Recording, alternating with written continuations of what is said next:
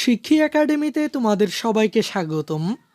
এই ভিডিওতে এখন আমরা সপ্তম শ্রেণীর ইতিহাস ও সামাজিক বিজ্ঞান বইয়ের সপ্তম অধ্যায় সামাজিক রাজনৈতিক কাঠামো ও রীতিনীতি এই অধ্যায়টির 105 পৃষ্ঠার এই ছকটির সমাধান দেখব। শিক্ষার্থীরা এই ছকটি সমাধান করার জন্য আমাদেরকে প্রথমেই উপরের এই গল্পটি পড়ে নিতে হবে।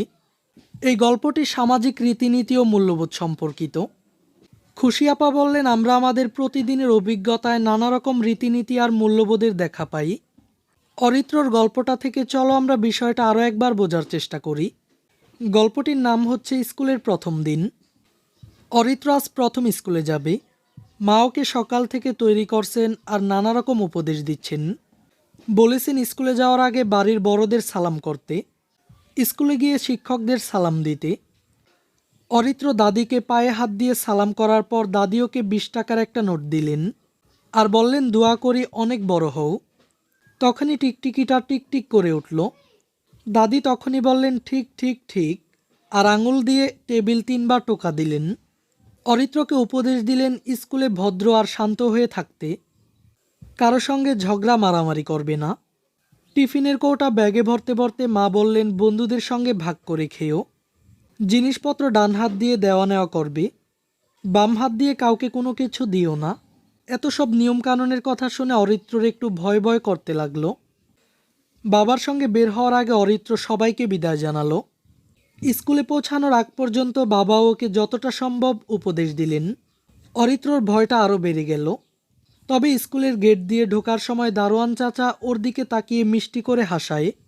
ওর তখনই স্কুলটাকে খুব আপন লাগতে শুরু করলো।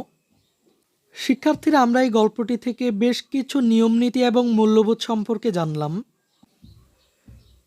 এখন আমাদের কাজটি হলো, খুশি আপা বললেন, চলো আমরা খুঁজে দেখি এই গল্পের মধ্যে কি কি রীতিনীতি আর কি কি মূল্যবোধ খুঁজে পাই।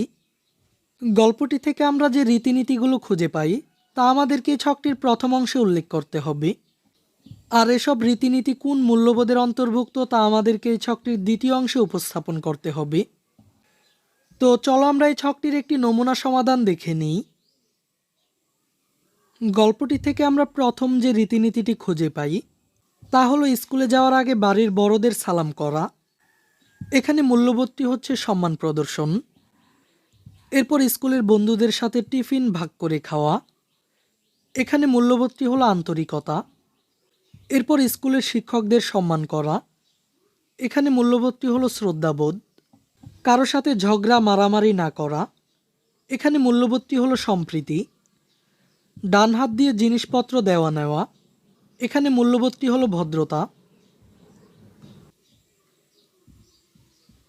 এই ক্লাসে এই পর্যন্তই। পরবর্তী ক্লাসে আমরা 106 পৃষ্ঠার এই ছকটির সমাধান দেখব। শিক্ষার্থীরা, এই ক্লাসটি তোমাদের কাছে কেমন লেগেছে তা আমাকে কমেন্ট করে জানিয়ে দাও। আর পরবর্তী সকল ক্লাসগুলো নিয়মিত পাওয়ার জন্য চ্যানেলটিকে এখনই সাবস্ক্রাইব করে রাখো।